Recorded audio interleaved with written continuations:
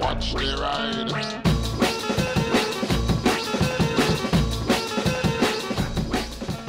Hey everybody, so this is a follow-up video to my Article 13 video, because there's been a few things said in that video which, what should we say, said in the comments, and a recurring theme that I want to address. Now, because I made a video on Article 13, it got some attention and I got the opinions of many different people. Some of them seem to be a little bit more crazy than others. I had discussions with people, in fact, who basically denied everything I'd said about Article 13 and how it was going to affect. In fact, here's the comment. So yeah, people very misinformed on the subject, arguing with me about it, and it's like, come on man, just do a little research before trying to tell me I'm wrong. But there's this, there's this one recurring thing, or a couple of things that are being said, which is, well, the first one is, well, you know, we're leaving Europe in March, so it doesn't matter, it won't affect us. Won't it? We don't know. We still don't know the terms of the deal for us to leave the EU. We've not been given that information because it would they say it will undermine the negotiation process if they know if they see our cards, and that does make good sense, I guess. So yeah, but their plan itself, I don't trust it for being a particularly good one necessarily, but I don't know, it's a bit of a mess. No one really knows. I don't think they even know. And because of all the uncertainties around that, you can't rely on, oh, well, you know, we're not going to be in Europe in 2 years, so it doesn't matter, or next year, it doesn't matter. Okay, we'll take that as a, yes, it may not affect us, we might be lucky, we might avoid it. Hopefully we will. However, what a lot of people are saying, and in the same vein, are saying, well, it doesn't matter because we're going to be out of Europe anyway. Yeah, but everyone who's in Europe's still going to be in Europe, and they're going to get affected by Article 13, and I don't want that to happen.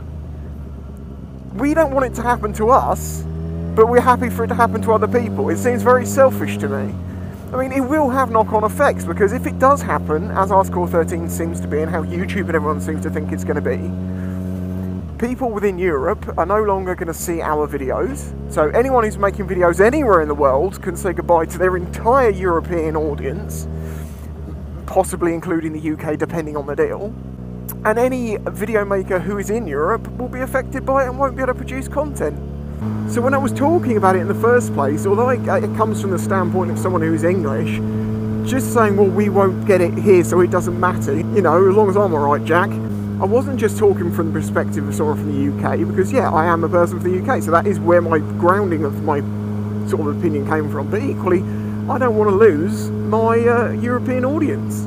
I'm also quite concerned by the amount of people that really aren't taking it very seriously, like, oh, it won't affect us, this can't happen. It's not just about YouTube, it's about all of the internet. And it will be damaging for everyone in every country, whether they're in the EU or out the EU. That's my point.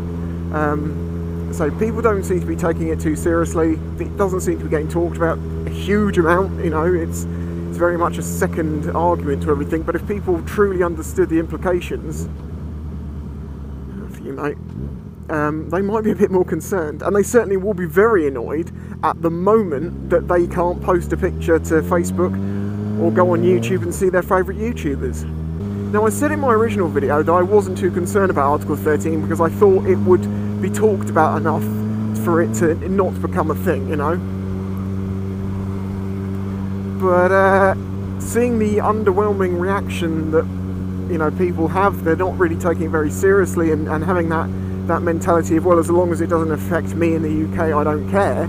It's still it's probably more worrying now, because I don't think people are taking it seriously. If you go back to my original video, which I'll link in the description, you'll see there's a lot of people who've posted comments to links to petitions and stuff that you can sign that will help, you know, help your voice get out there to say, no, I'm not okay with this, whether it affects the UK or not. As I say, I'm not talking about this from a selfish UK only mentality. We all lose. Whether we lose big or we lose smaller, we're definitely all going to lose somehow if this comes into effect. As I say, from that comment on the first video, there's been a few like that, saying things like, you're scaremongering, it's not going to be that bad, yada yada. I hope so. I hope that I'm not worrying overly about this, but it is a deep concern, going on the history of things we've seen in the past, and also going on the severity of what's going to happen should this get through. I don't want to say, told you so, when it happens.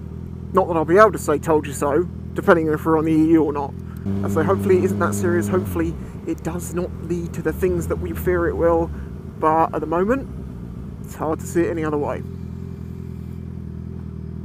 But there is so much uncertainty with it because of our deal of leaving the EU. We don't even know what that is yet, or if we have one, or what's going to happen. So yeah, it's very much still up in the air. But it is something that we need to address now, because as I say, just because you're in Europe, or just because you might be out of Europe, doesn't mean it isn't going to affect you.